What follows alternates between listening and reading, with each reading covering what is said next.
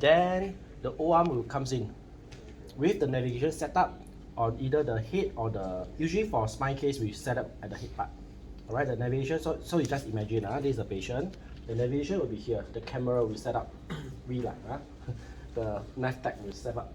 Then the O-arm will comes in and it will come up with a connection where the camera of the navigation has to see this frame and also the O-arm tracker. The O-arm actually itself has a tracker there.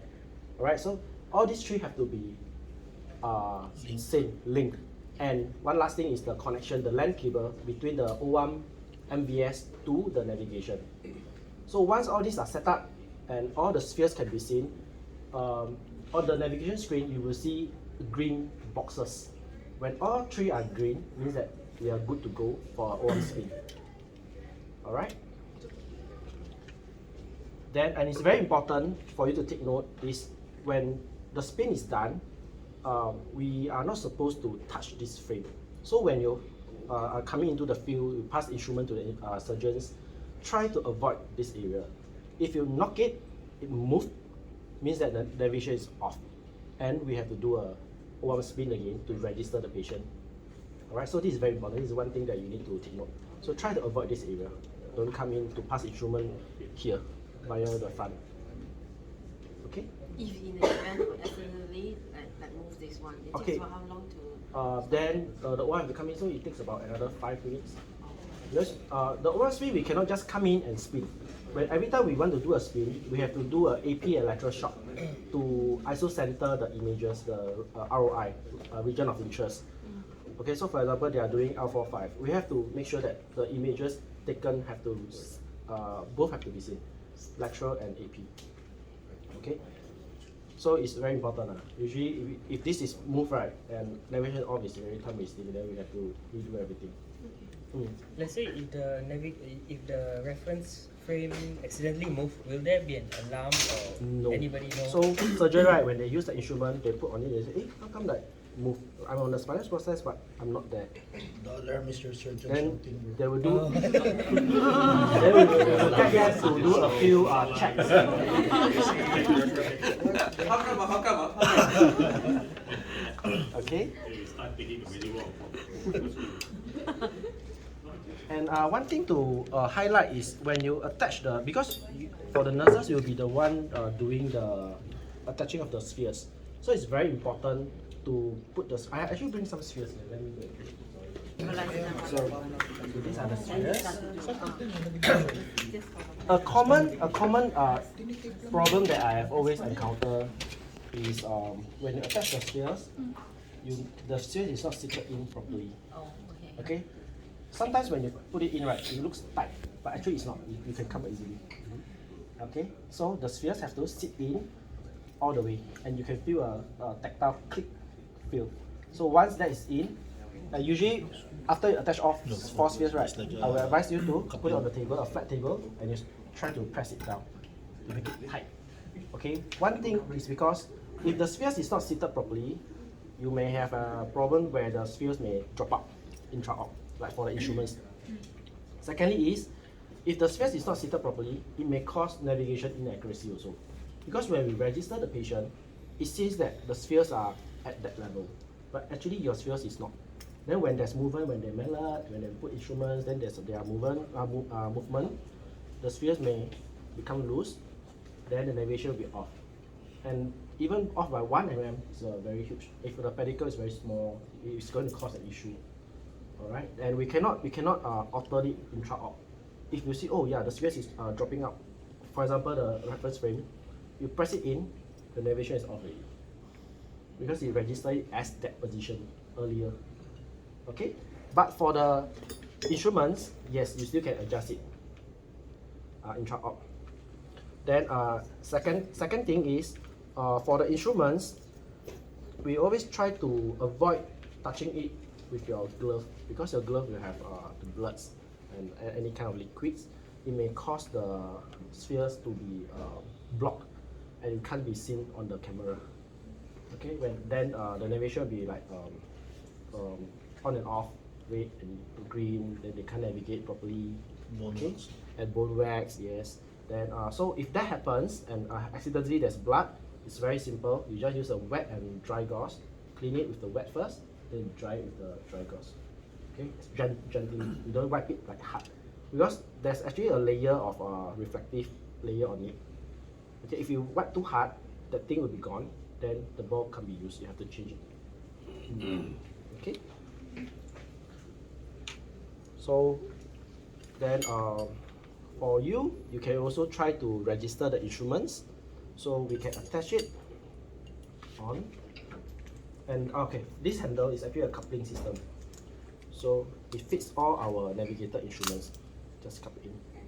Alright, then to register, look at the camera with the reference frame. Every instrument have to register with the visual reference frame. You put it straight, perpendicular to it, okay, 90 degree. You don't register it at this, it can, sometimes it can, because there are certain, there's a range, threshold where even you do it this way, it can register. But this may cause inaccuracy also. So we do it as accurate as possible, straight down, 90 degree. Once it's registered, you will hear a sound. Ta-da. Okay, this sound on the navigation means that, okay, it's registered. Okay? So basically that's all for my navigation instruments. You want to try to attach the spheres, you can try it on. Just now they asked different colors. It's fine, it's just a variance for you to attach it. So these two is actually It's actually the same. So on my system, the navigation system, we can set it. Okay, for example, the gray, we want to put it on the tab, then we will set it on the system to match it gray to the tab. So the color doesn't really matter. Doesn't really matter. Okay, but we try to standardize this so that everybody, we do the same thing every time when you put it on. So you can put gray to the driver, then the orange to tab. Okay, this is just to standardize, but it's fine. If you don't, you can just mix and match. As long as the nav support person knows that what color you are touching on, then we will set it that way. Any questions? For the capturing of the whole image, right? Yeah. Each level they have to be positioned. Not necessary. Depends on how many levels you are operating on. So for the O arm, the view of the spin is actually 20 by 20. The height and the width. Alright. So usually for 20 cm we can catch about 4 levels for lumbar. 3 to 4, depends on the average size will be about 4 levels. Then for thoracic level, usually they take about 5. For cervical, no issue. You can take C2 to C7 in one shot. The T1 also can. Unless you are doing a super long construct, like from T4 to pelvis, then we will break it into 3 levels. And usually we will advise to shift the frame as you move, so that it's closer to your operating region. Then the accuracy will not be compromised. Could we always be advised to use this brown color? We have a blue color. Yeah. Okay, so sister, for your blue color set, right, it's actually the percutaneous set. Yeah. So the frame actually looks like this. Okay, if you compare to this one is using this spinous clamp. This is the open spinous clamp. Alright, then it's a star connector here for you to tighten. Whereas the percutaneous set, you have to use this with a consumable percutaneous pin. So the pin will fit into here. Then there are a few different instruments that you need to know how to fit the pin, create the percutaneous hole, and how to see the direction. So all this we have to, the nav tech will be able to guide you. So this arrow actually shows you where it points, shows to the camera. Because the pin actually has a key, something like this. So if you never put it in the right direction, right, the frame may face opposite way or to the side.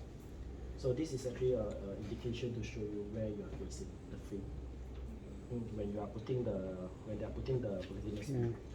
Then this tree seems it. This is the slap hammer to retrieve the pin. Okay. It's actually the same. So after case, once it's finished, you want to retrieve, you use this to cut. So it's considered this is a more convenient ways to use lah. Which one? This one? Commonly used for spine. So for MIS or open cases, we can use this. Okay, then the clamp you have long or short, two types. So it depends on the surgeon preference during that movement. Usually we use the long one. Okay, because the short one may be too short and will be touching the skin too close. So it depends. But if for a very skinny patient, small size, where the bone is very close to the skin, you can use a short one so that you not too long. Because when it's too long, there's another issue also. Sometimes it will block the probe, the 2.25 probe, alright, or the peg needle. When it's too long. Any question? Any other questions?